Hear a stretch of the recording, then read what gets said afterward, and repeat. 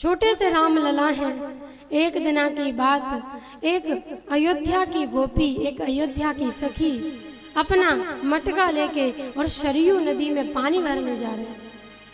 जब पानी भरने जा रही उसी समय पर राजा दशरथ अपने राम लला को गोदी में लेकर और बाहर निकल के आ जाते हैं। और जैसे ही वो सखी राम लला के दर्शन करती है तो पानी भरना भूल जाती है और लौट जाती है अपने घर की तरफ। जब वो लौट के जाती है उसके रोंगटे खड़े हैं, रोमांच हो रहा है, आंखों से अश्रुधारा बह रही है और कांप रही है। और कभी बैठ जाती है, कभी गिर पड़ती है, कभी रेत में लोटने लगती है, कभी गीत गाने लगती है, कभी चलने लगती है। को में चले कहाँ नहीं बूझा, दिशे और विधि से पंथ नहीं सूझा। ऐसी बावरी हो गई वो गोपी। जब और सखियों ने उस गोपी को देखा, कह रही बहन ऐसा तू कहाँ देखे आई जो इतनी पागल हो गई है। तब वो सखी बताती, अरे बहन जब मैं पानी भरने जा रही थी तब राजा दशरथ राम लला को अपनी गोदी में लेकर बाहर निकले थे और मैंने राम लला के दर्शन कर लिए। तुलसी बाबा के जो ग्रंथ है उनमें से एक है कवितावली। कवितावली में बाल लीला का बड़ा सुंदर वर्णन किया है तुलसीदास जी ने।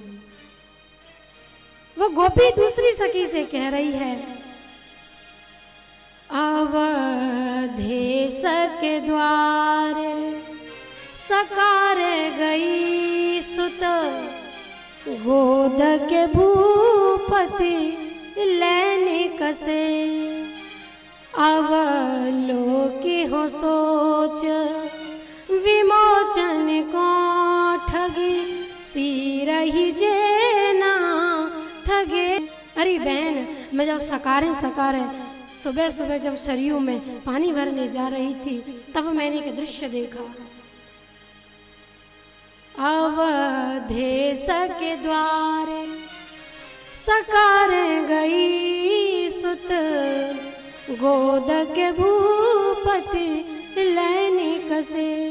वो सामने वाली सखी कहने लगी, अरे बाबरी तू निकली ही क्यों थी राजा दशरथ के महलों के सामने से, और रास्ता नहीं थे सरयू जाने के लिए। वो सखी कहती, अरे बहन मैं दशरथ के महलों के सामने से इसीलिए निकली थी कि मुझे शायद राम लला के दर्शन हो जाए। मैं निकली ही इसलिए थी, मेरा लक्ष्य ही यही था, ना मेरा लक्ष्य पानी भरना था ना सरयू था। अरे बहन मैं तो दिन में कई बार राजा दशरथ के महलों के चक्कर लगाती हूँ कि कहीं थोड़ी सी रामलला की झलक देखने को मिल जाए। अवधेश के द्वार सकार गई सुत, गोद के भूपति लेने कसे, अवलोके हो सोच विमोचन को ठगी, सी रही जेना ठगे धिगसे। हे बहन मैंने जैसे ही राम लला को देखा तो मैं तो ठगी सी रह गई। और वे लोग अभागे हैं जो राम की कथा सुनकर और राम लला के दर्शन करके ठगे से नहीं रह जाते। अब लोके हो सोच विमोचन को ठगी, सी रही जेना ठगे धिगसे। अरे बहन और बता तूने राम लला को कैसे देखा, वो क्या पहने थे, उनकी आकृति कैसी थी, उनका सौंदर्य कैसा था। तब वो सखी कहती है, अरे बहन उसके छोटे छोटे दांत निकल आए हैं, उसके सामने के जो छोटे छोटे दांत हैं, जब राम लला अपना मुख खोलते हैं और दांत जब चमकते हैं तो ऐसा लगता है मानो काले बादलों में बिजलियां चमक रही हों। बर दंत की पंगति कुंदकली, अधराधर खोलन पल्लव की, चपला चमके घन बीच जगह जनु, मोती न माल अमोलन की। अपने घर में जब बालक पैदा होता है, जब धीमे धीमे बड़ा होता है, उसके दांत निकल आते हैं, हमें अपने बच्चे कितने प्यारे लगते हैं। लगते हैं कि नहीं भैया? लगते हैं कि नहीं अपने बच्चे प्यारे? मुंडी हिलाओ। हाँ, जब हमें अपने बच्चे जो संसारी बच्चे हैं वो इतने प्यारे हैं, तो सोचो वो तो स्वयं ब्रह्म है, वो कितना प्यारा होगा। गोपी रामलला को देखकर पागल हो गई, इसमें कोई बड़ी बात नहीं है। जब हम अपने संसारी बालकों को देखकर प्रसन्न होते हैं, पागल हो जाते हैं, फिर अपने मन में एक रामलला की झांकी बनाकर देखें कि वो कितना सुंदर होगा। अरे बहन, उसके छोटे छोटे दांत मानो बिजली चमक रही है और उसके चेहरे पर उसके घुंघराले बाल लटक रहे हैं। घुंघराली लटे लटके मुख ऊपर, कुंडल लोल कपोलन की,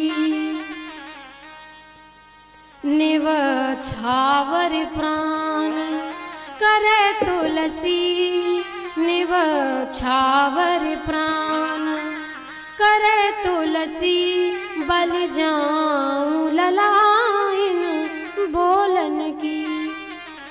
जब छोटा सा रामलला जब तोतली भाषा में बोलता है, तुलसी बाबा कहते हैं कि मुझे ऐसा लगता है कि मैं पूरा की पूरा उसके ऊपर न्योछावर हो जाऊं तो भी कम है।